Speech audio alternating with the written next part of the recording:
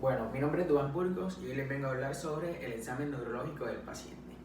Para hacer la evaluación del examen neurológico del paciente tenemos que tener en cuenta primeramente el estado mental de este, en donde vamos a evaluar primeramente la conciencia, su orientación, su lenguaje, la memoria y también se evalúan las praxias del paciente. Vamos a evaluar también los pares craneales para ver si se encuentra alteración en alguno de estos y por último se evalúa el examen motor de este. Entonces, para comenzar a hacer el examen neurológico tenemos que primeramente determinar en qué nivel de conciencia se encuentra el paciente. Sabemos que la conciencia es la capacidad de darse cuenta de uno mismo y del ambiente que lo rodea. Entonces vamos a tener diferentes niveles de conciencia, como lo son el vigil, que el paciente está normalmente, somnoliento, que de pronto el paciente está desorientado, responde a estímulos verbales o de pronto está dormido o responde a estímulos suaves.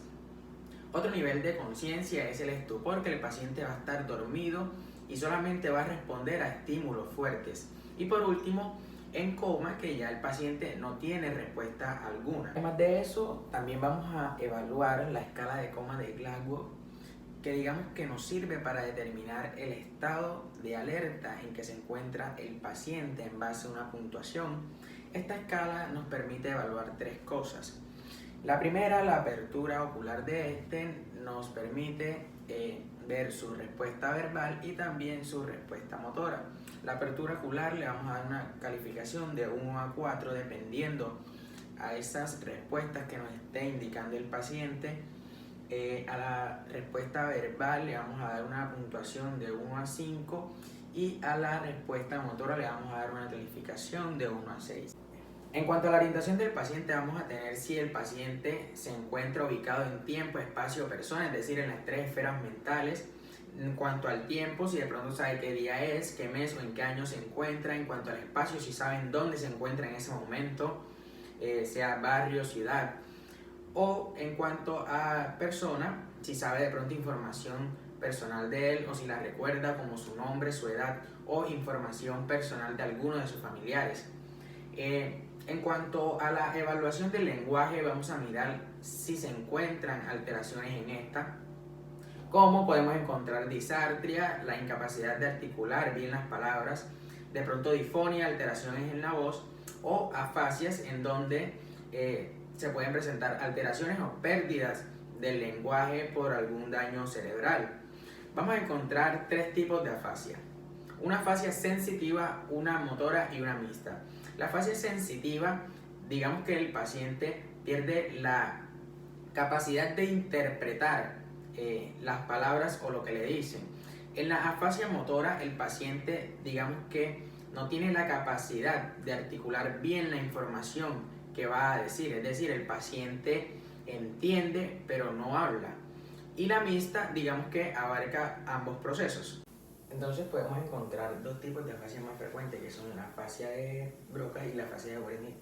La afasia de Broca vendría siendo un trastorno en la producción del lenguaje y la afasia de Wernicke vendría siendo un trastorno en la comprensión de este. Es decir, podríamos decir que la afasia de Broca vendría siendo una afasia motora y la afasia de Wernicke una afasia sensitiva.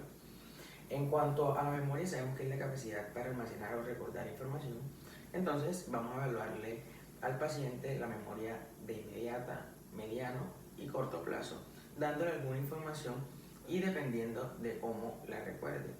En cuanto a las praxias, sabemos que es la capacidad de realizar los movimientos voluntarios.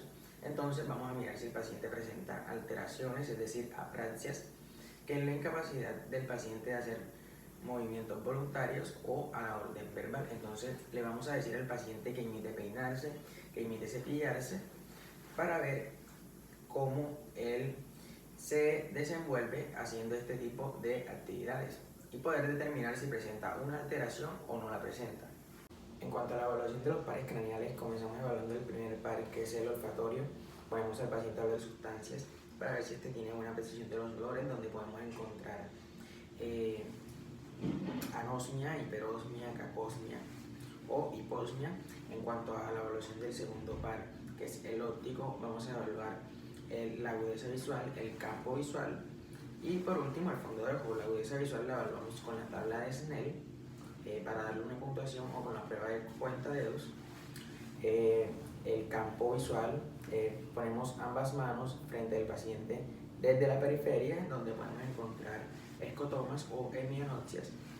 Y por último, el fondo de ojo, donde vamos a evaluar la papila para ver si posiblemente encontramos un posible edema papilar. En cuanto a la evaluación del tercer par motor ocular común, cuarto par patético y sexto par motor ocular externo, todos están implicados en la motilidad ocular.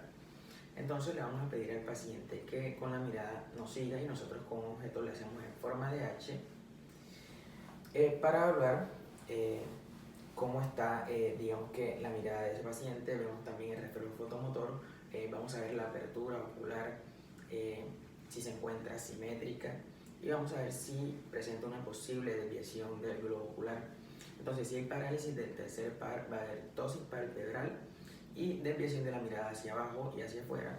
Si hay parálisis del cuarto, va a haber diplopía de la mirada hacia arriba y desviación de la mirada hacia el superexterno. Y si hay parálisis del sexto par, va a haber estrabismo convergente. En cuanto a la evaluación del quinto par, trigémino, vamos a ver la rama oftálmica, mandibular y maxilar. Vamos a ver el reflejo corneal, vamos a ver las funciones motoras como la lateralidad de la mandíbula, como la fuerza de la mordida. Vamos a mirar también el reflejo nasopalpebral y por último también miramos el reflejo mentoniano. En cuanto a la evaluación del séptimo par, que es el facial, vamos a ver que este inerva los músculos de la cara, es decir, vamos a ver la función sensitiva del paciente, si de pronto presenta simetría, ya que puede presentar alteraciones en la simetría de la cara. Vamos a tener que este presenta una función gustativa que se evalúa junto con el noveno par, que es el glosofaringio, en donde vamos a poner al paciente a identificar los sabores, ácido, dulce, salado. La función del glosofaringio vamos a evaluarla con el reflejo nauseoso, con un bajalenguas o con un hisopo. En cuanto al vestíbulo coclear, que es el octavo par, vamos a evaluar la función auditiva, los estímulos auditivos. Vamos a evaluar si hay presencia de nistagmus, ya que este nos da, también evaluamos, digamos que la posición del paciente. Vamos a evaluar la marcha de este junto con el equilibrio, haciendo la prueba de Romberg. En cuanto al décimo par, que es el vago, vamos a ver que si se encuentra afectado va a haber una alteración en la dilución. Entonces vamos a evaluar la desviación del elevador del velo hacia el lado enfermo, el reflejo nauseoso y si hay presencia de voz bitonal. En cuanto al 11 par, que es el espinal, vamos a ver la movilidad de los músculos del trapecio y también del esternocleidomastoideo. Entonces vamos a evaluar la elevación de los hombros y la rotación del cuello. Y por último, el hipogloso, que es el 12, vamos a mirar la función motora, evaluando la movilidad de los músculos de la lengua, y vamos a tener que este se va a desviar hacia el lado que se encuentra afectado. Por último, en cuanto al examen motor, vamos a ver la fuerza del paciente, si el paciente presenta paresia, disminución de la fuerza, o si presenta plegia, pérdida absoluta de la fuerza. Vamos a ver en qué extremidad presenta la pérdida de la fuerza, si es monoplegia, una sola extremidad, hemiplegia, paraplegia o cuadriplegia en todas las extremidades. Vamos a mirar el tono para ver si hay resistencia de los músculos al movimiento normal de las articulaciones.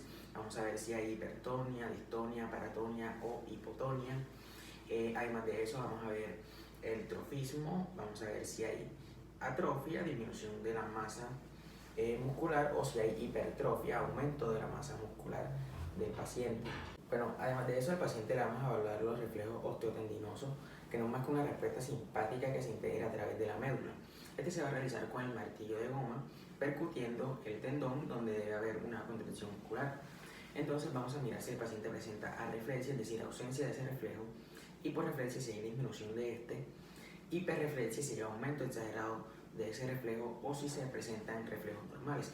Entonces esto nos sirve para determinar qué nervio se está explorando. Por ejemplo, tenemos el reflejo bicipital, que se explora el nervio musculocutáneo, el tricipital, que se explora el nervio radial, el estilo radial, que se explora también el nervio radial, el reflejo rotuliano, que se explora el crural, y por último el aquiliano, que se explora el nervio tibial. Se evalúa también los reflejos cutáneos. Está el reflejo plantar, que se estimula desde el talón hacia la punta de los dedos. Si hay una respuesta normal, hay una flexión de los artejos. Si hay una ausencia de la respuesta, hay una respuesta plantar nula. Y si hay de pronto se puede presentar el signo de Babinski, que hay una flexión del primer artejo. Vamos a encontrar también el reflejo cutáneo abdominal, que va a haber una contracción de los músculos abdominales. Al paciente también le evaluamos la postura. El paciente puede tener una marcha hemiparética, es decir, con una rotación interna o con una abducción. Puede tener una marcha parkinsoniana, una marcha lenta de pasos cortos con dificultad de giro, o una marcha atálsica, que el paciente es como si estuviese tambaleando. Por eso dicen que es como si el paciente estuviese ebrio, donde va a haber digamos que lesión de los hemisferios cerebrales y va a estar predispuesto el movimiento hacia donde esté el lado afectado. Además de eso, también evaluamos la emetría del paciente, que digamos como la precisión que tenga el paciente. Esta la evaluamos con la prueba de dedo-nariz para ver la coordinación del paciente, si es capaz de tocar su dedo con mi dedo, es decir, que no presente dismetría. Por último, al paciente se le evalúan los signos meningios. Está el signo de Brudzinski. El paciente está acostado con la mano en el pecho, se le flexiona la cabeza y es positiva cuando flexiona las rodillas o presenta dolor en la nuca. Y por último, el signo de Kernig. El paciente está acostado, se le flexiona la pierna, se le extiende, y esta es positiva cuando la flexión de las rodillas es poco sensible o también presenta dolor en la nuca. Muchas gracias.